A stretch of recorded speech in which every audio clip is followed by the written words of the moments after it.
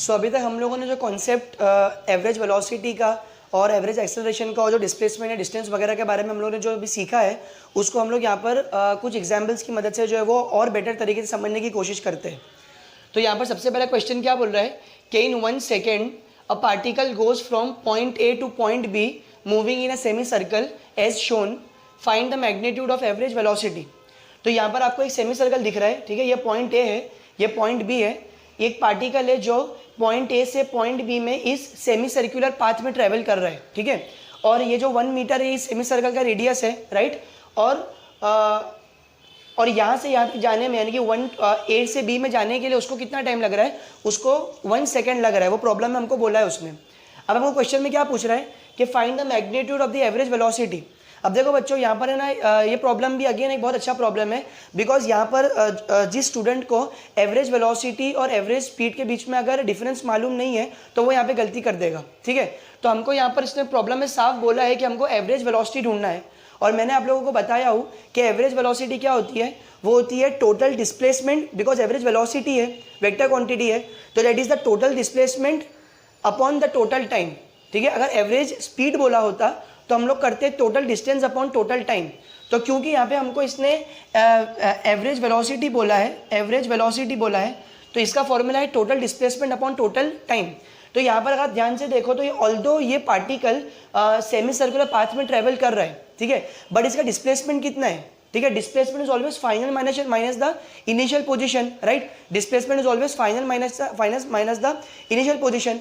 अब यहाँ पर अगर ये इसका इनिशियल पोजीशन है और अगर बी इसका फाइनल पोजीशन है, तो what is the length between these 2 points, length between these 2 points is 1 metre plus 1 metre 2 metre, right. तो यहाँ पे जो इसका डिस्प्लेसमेंट है वो कितना होगा, वो 2 मीटर होगा, जो इसका डिस्प्लेसमेंट है वो 2 मीटर होगा। लेकिन अगर यही हमको प्रॉब्लम में अगर इसने एवरेज स्पीड पूछा होता तो हम लोग क्या लेते, हम लोग डिस्टेंस लेते, और जब हम लोग डिस्टेंस लेते तो हम लोग ये सेमी सर्कुलर पाथ का डिस्टेंस लेते, और हमको मालूम है कि सर्कल ये क्या है, ये सेमी सर्कल का सर्कमफरेंस है ना। हमको पता है कि सर्कल का सर्कमफरेंस कितना होता है, सर्कल का सर्कमफरेंस का फॉर्मूला है 2πr, तो सेमी सर्कल के सर्कमफरेंस का फॉर्मूला है πr, राइट। तो हम लोग यहाँ पे πr ले लेते हैं एज अ डिस्टेंस, लेकिन ये कब लेते हैं हम, जब वो हमको एवरेज स्पीड पूछा होता, उसने हमको एवरेज वेलोसिटी पूछा है, तो हम लोग सिंपली ये दोनों पॉइंट्स के बीच का डिस्टेंस लेंगे जो कि है 2 मीटर्स। तो ये तो डिस्प्लेसमेंट हो गया। अब यहाँ से यहाँ तक जाने में उसको टाइम कितना लगेगा, दैट इज 1 सेकेंड, तो हम उसको 1 से डिवाइड कर देंगे, तो इसका आंसर आएगा 2 मीटर पर सेकेंड, ठीक है। तो इसका जो आंसर है वो है 2 मीटर्स पर सेकेंड, इसकी एवरेज वेलोसिटी है, 2 मीटर्स पर सेकेंड इसकी एवरेज वेलोसिटी है। सो ये क्वेश्चन बोल रहा है अ particle is moving along the x axis, a particle is moving along the x axis. इसने वाई के बारे में नहीं बोला है, जेड के बारे में नहीं बोला है, मतलब ये इनडायरेक्टली आप लोगों को बोल रहा है कि ये पार्टिकल 1 डायमेंशनल मोशन परफॉर्म कर रहा है। बिकॉज मैंने आप लोगों को एक्सप्लेन किया था कि जब कोई भी पार्टिकल एक सिंगल लाइन के अलॉन्ग ट्रेवल करता है, चाहे वो एक्स हो, वाई हो, जेड हो, वो 1D मोशन होता है। और यहाँ पे इसने हमको अलॉन्ग द एक्स एक्सिस बोला है, मतलब इनडायरेक्टली इसने हमको बोला है कि पार्टिकल जो 1 डायमेंशनल मोशन परफॉर्म कर रहा है। its x coordinate varies with time as x is equal to 2t square plus 4t minus 6, where x is in meters and t is in seconds। मतलब ये हमको बोल रहा है कि जैसे जैसे ये x में ट्रेवल कर रहा है ना, तो इसका जो x का जो कोऑर्डिनेट है, यानी या बेसिकली आप ऐसा बोलो जो डिस्प्लेसमेंट है या जो डिस्टेंस है वो टाइम के साथ वेरी कर रहा है, ठीक है, या और किस तरीके से वेरी कर रहा है, इस फंक्शंस के साथ वेरी कर रहा है, 2t square plus 4t minus 6। मतलब जब इसमें आप क्या क्लियरली देखो कि x ना टाइम पे डिपेंड कर रहा है, आप अलग अलग टाइम की वैल्यू डालोगे तो आपको अलग अलग x के वैल्यूज मिलेंगे, ठीक है। आपको हर इंस्टेंट पे x के वैल्यूज जो है वो डिफरेंट मिलेंगे, बिकॉज हर इंस्टेंट पे टाइम का वैल्यू डिफरेंट होगा, तो आप अलग अलग टाइम डालोगे तो आपको अलग अलग x मिलेगा। अब क्वेश्चन में आपको क्या पूछ रहा है, find the average velocity between the time interval. जैसे कि मैंने आप लोगों को बोला कि अलग अलग टाइम पे अलग अलग वेलोसिटी, अलग अलग डिस्प्लेसमेंट मिलेगा ना आपको, और क्योंकि अलग अलग डिस्प्लेसमेंट मिलेगा तो आपको वेलोसिटी भी अलग मिलेगी। तो ये आपको पूछ रहा है find the average velocity between the time interval 0 to 2 seconds, यानी आपको 0 से लेकर 2 सेकेंड्स के बीच में एवरेज वेलोसिटी निकालना है। अब हमको सिंपल फॉर्मूला मालूम है कि वेलोसिटी का या स्पीड का फॉर्मूला क्या होता है, डिस्प्लेसमेंट अपॉन टाइम। तो हम लोग क्या करेंगे, सबसे पहले हम लोग ना 0 सेकेंड के ऊपर डिस्प्लेसमेंट निकाल लेंगे। तो यहाँ पर मैं सोल्यूशन लिख देता हूँ। यहाँ पर सबसे पहले हम लोग का ये फंक्शन दिया हुआ है, ये है 2t square plus 4t minus 6। तो क्योंकि हम लोग को 0 से लेकर 2 सेकेंड्स के बीच में बोला है और ये x जो है वो टाइम के साथ ही वेरी कर रहा है, तो सबसे पहले हम लोग ना x इक्वल टू 0 सेकेंड पे निकाल लेंगे, ठीक है। हम लोग 0 सेकंड के ऊपर डिस्प्लेसमेंट निकाल लेंगे। तो आपको सिंपली क्या करना है, यहाँ टी की जगह जहाँ जहाँ पे टी आ रहा है वहाँ 0 डालना है। तो यहाँ पे जब आप 0 डालोगे तो 2 इंटू 0 0, 4 इंटू 0 0 और यहाँ पे खाली आएगा -6, तो -6 मीटर। यानी कि जब आपने एनालिसिस को स्टार्ट किया, जब आपने स्टॉप वॉच, लेट से आपके पास एक स्टॉप वॉच है और आपने जस्ट जब एनालिसिस को स्टार्ट किया, जब आपका टाइम जस्ट शुरू हुआ तो उस टाइम में पार्टिकल -6 मीटर के ऊपर था, ठीक है, नंबर लाइन पे -6 मीटर पे वो था, ठीक है। उसके बाद हम लोग क्या करते हैं, हम लोग x is equal to 2 seconds के ऊपर निकालते हैं, क्योंकि हमको 2 सेकंड के ऊपर चाहिए ना। तो इसमें क्या करना है, मैंने अगेन आपको बोला कि यहाँ पे आपको जहाँ जहाँ पे भी टाइम है वहाँ 2 डालना है। तो 2 इंटू टी स्क्वायर मतलब 2 इंटू 2 स्क्वायर, फिर प्लस 4 इंटू टी यानी प्लस 4 इंटू 2 -6। तो ये 2 स्क्वायर कितना हो जाएगा 4 और 4 इंटू 2 हो जाएगा 8, फिर प्लस यहाँ पे 4 इंटू 2 हो जाएगा 8, 8 प्लस 8 14 और 14 - 6 इज अगेन 8, तो ये हो जाएगा 8 मीटर्स, ठीक है। तो जब आपका मतलब जब आप 2 सेकेंड्स पे थे तो आपका पार्टिकल -6 से ट्रेवल करके पॉजिटिव नंबर लाइन की साइड पर चला गया। अब हम लोगों को चाहिए एवरेज वेलोसिटी। तो average velocity is always the final displacement minus the initial displacement. तो फाइनल डिस्प्लेसमेंट आपका ये है x is equal to 2 second पे, इनिशियल डिस्प्लेसमेंट आपका ये है x इक्वल टू 0 2 सेकंड पे और नीचे आपका है टाइम इंटरवल, ठीक है। तो यहाँ पे x इक्वल टू 2 सेकंड आपका डिस्प्लेसमेंट है 8, ठीक है। फिर यहाँ पे माइनस लिखोगे। अब यहाँ पे x is equal to 0 second पे आपका डिस्प्लेसमेंट है -6, ठीक है। बट यहाँ पे ऑलरेडी माइनस है तो ये माइनस और ये माइनस हो जाएगा प्लस, तो ये हो जाएगा अपॉन 6 मतलब +6, 8 + 6 divided by the total time. तो ये जो टोटल डिस्प्लेसमेंट करने के लिए टाइम कितना लगा, दैट इज 2 - 0। 0 - 2 मत करना, वो तो नेगेटिव टाइम आएगा और टाइम तो नेगेटिव होता नहीं है। तो यहाँ पे आप 2 - 0 करना। तो इतना डिस्प्लेसमेंट करने के लिए 2 सेकंड लगे, ठीक है। तो हम लोग क्या करेंगे, यहाँ पे लिखेंगे 2 - 0 विच इज एक्चुअली 2। आप 2 - 0 भी लिख सकते हो बट फिर अल्टीमेटली वो 2 ही आने वाला है। तो ये हो जाएगा 8 + 6 14 और 14/2 7। तो ये कितना है 7 मीटर्स पर सेकेंड। तो इस पर्टिकुलर पार्टिकल की जो एवरेज वेलोसिटी है वो है 7 मीटर्स पर सेकेंड। सो ये क्वेश्चन हम लोगों को क्या बोल रहा है कि a particle is moving in the XY plane. देखो बच्चों ये यहाँ पे बोल रहा है XY प्लेन है, मतलब ये क्या ऐसा मोशन है, ये प्लेनर मोशन है। और प्लेनर मोशन को जैसे कि मैंने आपको बताया था कि 2D मोशन भी बोलते हैं, मतलब ये x डायरेक्शन में कुछ डिस्टेंस कवर कर रहा है और y डायरेक्शन में भी कुछ डिस्टेंस कवर कर रहा है। तो इसकी x डायरेक्शन में कुछ वेलोसिटी होगी और y डायरेक्शन में कुछ वेलोसिटी होगी। सिमिलरली इसका x डायरेक्शन में कुछ एक्सेलरेशन होगा और y डायरेक्शन में भी कुछ एक्सेलरेशन होगा, ठीक है। आगे ये बोलता है its x and y coordinates varies with time as x is equal to 2t square and y is equals to t cube. मतलब ये जो x है ना, ये टाइम के साथ कैसा वेरी कर रहा है, 2t स्क्वायर। मतलब ये फंक्शन है, ये फंक्शन है कि मतलब टाइम के साथ इस तरीके से वेरी हो रहा है, जैसे जैसे टाइम चेंज हो रहा है वैसे वैसे x ऐसा चेंज हो रहा है। और y के साथ ये वेरी कर रहा है एज t क्यूब, ठीक है। y के साथ ये वेरी कर रहा है t क्यूब, राइट। और इससे हमको वो बोला है कि x और y जो है वो मीटर्स में है और टाइम जो है वो सेकेंड्स में, मतलब हमको ऐसा यूनिट इसने बताया है।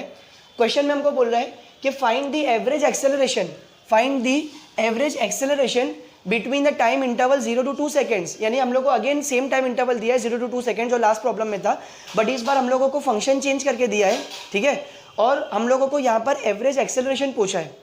तो सबसे पहले तो क्या करो, मैंने आप लोगों को पोजीशन वेक्टर्स का कॉन्सेप्ट बताया था, ठीक है। तो यहाँ पर ये जो मतलब ये अगर आप यहाँ पे टी का अलग अलग वैल्यू डालोगे, अगर आप टाइम का अलग अलग वैल्यू डालोगे तो आपको यहाँ पे एक्स के अलग अलग वैल्यू मिलेंगे, ठीक है। सिमिलरली जब आप यहाँ पे टाइम के अलग अलग वैल्यू डालोगे तो वाई के अलग अलग वैल्यू मिलेंगे। तो अगर ये चीज़ को मुझे एक सिंगल वेक्टोरियल फॉर्म में लिखना है, ठीक है, एक सिंगल एक्सप्रेशन के फॉर्म में लिखना है, तो मैं क्या करता हूँ, आर जो है आर बार मेरा पोजिशन वेक्टर है, आर बार मेरा पोजिशन वेक्टर है, इसको मैं लिख देता हूँ एक्स आई कैप प्लस वाई जे कैप, ठीक है। तो जो ये वाला मेरा पोजिशन वेक्टर है ना, ये मुझे ये बताएगा बेसिकली कि मेरा वेक्टोरियल फॉर्म में कितना डिस्प्लेसमेंट हो रहा है एक्स वाई प्लेन के अंदर, एक कंप्लीट प्लेन में। क्योंकि यहाँ पर मेरे पास एक्स है ना, तो जब मैं सिर्फ x is equal to 2t square लूँगा तो मैं सिर्फ एक्स डायरेक्शन की मोशन को एनालिसिस करूँगा, ठीक है। अगर मैं y इज इक्वल टू 2 खाली t क्यूब लूँगा तो सिर्फ y डायरेक्शन में मोशन को एनालाइज करूँगा। लेकिन जब मैं ऐसा एक सिंगल इक्वेशन बना देता हूँ तो इस इक्वेशन की मदद से मेरे को दोनों को अलग अलग करने की ज़रूरत नहीं है, एक्स और वाई को अलग अलग करने की ज़रूरत नहीं है, मैं एक ही इक्वेशन के अंदर दोनों को एक साथ एनालिसिस कर सकता हूँ, ठीक है। तो अब यहाँ पे मैंने पोजीशन वेक्टर के फॉर्म में लिख दिया जो है एक्स आई कैप प्लस वाई जे कैप। और ये पोजीशन वेक्टर किस में होगा, ये होगा मीटर्स में, ठीक है, ये होगा मीटर्स में, क्योंकि ये पोजीशन है, ये पोजीशन इंडिकेट कर रहा है, तो ये मीटर्स में होगा। अब यहाँ पे मैं क्या करूँगा, सिंपली मैं वैल्यू डालूंगा एक्स की, तो ये आएगा 2t स्क्वायर आई कैप प्लस वाई की वैल्यू डालूंगा तो ये आएगा t क्यूब जे कैप, ठीक है। और ये मेरा पोजीशन वेक्टर है। बड़ा ध्यान से देखो बच्चों, आप लोगों को इसने पूछा है एवरेज एक्सेलरेशन। आप लोगों को पूछा एवरेज एक्सेलरेशन, तो हमको मालूम है कि जब हम लोग हमारे डिस्प्लेसमेंट को जब हम लोग टाइम के साथ डेरिवेटिव करते हैं तो हमको डिस्प्लेसमेंट वेलोसिटी मिलता है, और जब हम लोग वेलोसिटी को टाइम के साथ डेरिवेटिव करते हैं तो हमको एक्सेलरेशन मिलता है। तो हम लोग क्या करेंगे, ये तो पोजीशन वेक्टर है ना, मैं एक बार इसको यहाँ पे और लिख देता हूँ बार बार। ये है मेरा 2t स्क्वायर आई कैप प्लस टी क्यूब जे कैप, ठीक है, ये मेरा पोजीशन वेक्टर है। ये पोजीशन वेक्टर को है ना मैं एक बार टाइम के रिस्पेक्ट में डिफरेंशिएट करता हूँ, ठीक है। तो मैं यहाँ पे क्या लिखूंगा, D R bar by D T, ठीक है, D R bar by D T. तो मैंने क्या किया, मैंने इस पोजीशन वेक्टर को टाइम के रिस्पेक्ट में डिफरेंशिएट किया, तो ये मुझे दे देगा वेलोसिटी वेक्टर, ये मुझे दे देगा वेलोसिटी वेक्टर। तब सिंपली क्या करना है, आपको ये दोनों टर्म्स को ना इंडिविजुअली डिफरेंशिएट करना है। तो जब आप ये टर्म पे आओगे तो यहाँ पे क्या है 2t स्क्वायर आई कैप, तो 2 इज अ कांस्टेंट, 2 तो कांस्टेंट है, टी स्क्वायर जो है टी स्क्वायर का डेरिवेटिव 2t होगा। अब अगर आपको ये चीज़ मतलब अगर आपको डेरिवेटिव्स का कॉन्सेप्ट पता है तो मतलब आपको समझने में दिक्कत नहीं होगी, लेकिन अगर आप लोगों को ये चीज़ नहीं पता है तो आप लोगों को घबराने की ज़रूरत नहीं है। मैथ्स के अंदर जब आप डेरिवेटिव्स इंटीग्रेशन करोगे, ठीक है, अगर आपको अभी समझ में नहीं आ रहा है तो आप सिर्फ एक प्रोसीजर जो है वो ध्यान में रख लो। मैंने आपको कॉन्सेप्ट एक्सप्लेन कर दिया। अगर आपको डेरिवेटिव्स लेने का तरीका समझ में नहीं आ रहा है तो जब आप मैथ्स करोगे ना, वहाँ पे आपको अलग अलग फंक्शंस के डेरिवेटिव्स आने वाले हैं, तो उसके बाद आपको ये एग्जाम्पल अच्छे से समझ में आ जाएगा, ठीक है। तो अभी आप सिर्फ कॉन्सेप्ट के ऊपर ध्यान दो और मैं जो यहाँ पे लिख रहा हूँ आप सिर्फ उसके ऊपर फोकस करो। तो मैंने क्या किया, मैंने जैसे कि आपको बोला कि हमको इंडिविजुअली इन दोनों टर्म्स को डिफरेंशिएट या डेरिवेटिव करना पड़ेगा, तो मैंने 2 कांस्टेंट ले लिया। ये जो टी स्क्वायर है, ये टी स्क्वायर का डेरिवेटिव आएगा 2t, ठीक है, ये टी स्क्वायर का डेरिवेटिव आएगा 2t, और यहाँ पर आई कैप एज इट इज आएगा। फिर मैं यहाँ पे लिख दूंगा प्लस, फिर यहाँ पर एक तो टी क्यूब है, तो टी क्यूब का डेरिवेटिव हो जाएगा 3t स्क्वायर, और यहाँ पर आएगा जे कैप, ठीक है। तो जब आप इसको थोड़ा और सिंप्लीफाई करोगे तो ये आएगा 4t आई कैप प्लस 3t स्क्वायर जे कैप। और अगर आप ध्यान से देखो बच्चों, तो ये जो हमारा ये भी वेक्टर है, ये भी वेक्टर था, ये भी वेक्टर है, बट ये कौन सा वेक्टर है, ये वेलोसिटी वेक्टर है। क्यों? क्योंकि हम लोगों ने पोजीशन वेक्टर को टाइम के रिस्पेक्ट में डिफरेंशिएट करे तो हमको ये वेलोसिटी वेक्टर मिला, और इसकी यूनिट क्या आएगी, मीटर अपॉन सेकेंड। अगेन मैं आपको बोल रहा हूँ, अगर आपको डिफरेंशिएशन का पार्ट समझ में नहीं आया तो घबराना मत। जब आप लोग डेरिवेटिव्स करोगे मैथ्स में तो आपको ये चीज़ मतलब एकदम मैं आपको गारंटी देता हूँ आप लोगों को ये चीज़ समझ में आ जाएगी। इसमें ऐसा सच कोई भी मुश्किल नहीं था। जो कॉन्सेप्चुअल पार्ट था वो मैंने आप लोगों को एक्सप्लेन कर दिया। तो हम लोग ने पोजीशन वेक्टर को डिफरेंशिएट करके हम लोग ने वेलोसिटी वेक्टर बना दिया।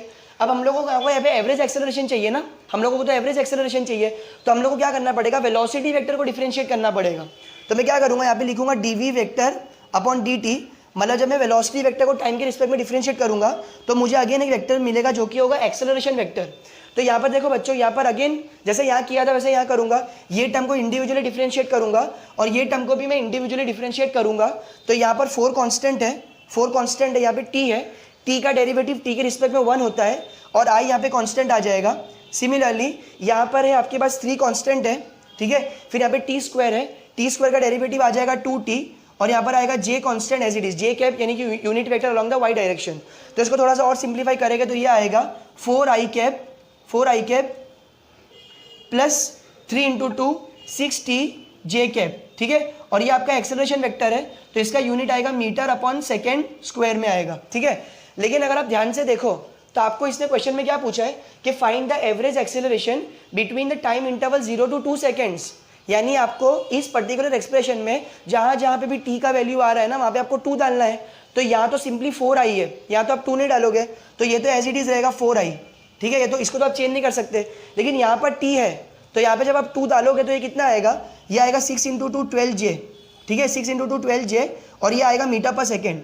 तो बेसिकली अगर आप ये इसको समझो, देखो इसका ही मीनिंग है बच्चों, इसका मीनिंग क्या है कि ये क्योंकि ये पार्टिकल एक्स वाई प्लेन में ट्रैवल कर रहा है, ये पार्टिकल एक्स वाई प्लेन में मोशन कर रहा है, तो एक्स डायरेक्शन के अलोंग इसका जो एक्सेलरेशन है वो है 4i नहीं, i तो इंडिकेट कर रहा है कि वो एक्स डायरेक्शन में है। मैग्नीट्यूड कितना है, एक्स डायरेक्शन में मैग्नीट्यूड कितना है वो है 4 और वाई डायरेक्शन में मैग्नीट्यूड कितना है ओनली 12j नहीं ओनली 12। तो यहाँ पे 4 जो है वो आपका एक्स डायरेक्शन के अंदर एक्सेलरेशन है और जो 12 जो है वो आपके वाई डायरेक्शन के अंदर एक्सेलरेशन है।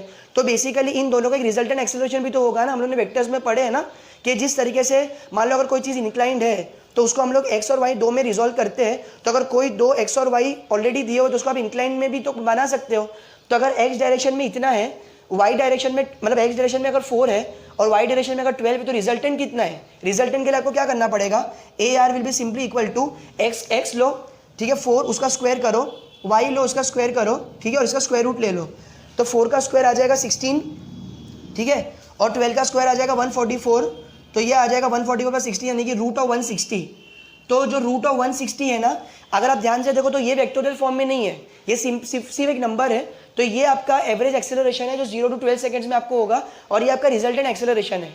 तो इस प्रॉब्लम में खैर ऑप्शंस तो नहीं दिए हुए थे, लेकिन अगर ऑप्शंस देते तो आपको ध्यान से देखना था कि अगर आपको वेक्टोरियल फॉर्म में पूछ रहा है कि आपको रिजल्टेंट फॉर्म में पूछ रहा है। अगर आपको वेक्टोरियल फॉर्म में पूछ रहा है तो सिंपली यहाँ पे करके छोड़ दोगे, लेकिन अगर आपको रिजल्टेंट फॉर्म में पूछ रहा है तो आपको क्या करना है, एक्स वाले का लेके स्क्वायर करना है, वाई का लेके स्क्वायर करना है, दोनों को ऐड करना है और स्क्वायर रूट लेना है। तो जो आपका आंसर होगा वो आपका रिजल्टेंट एक्सेलरेशन हो जाएगा बच्चों। तो ये इसका रिजल्टेंट एक्सेलरेशन है रूट 160 मीटर पर सेकेंड स्क्वायर।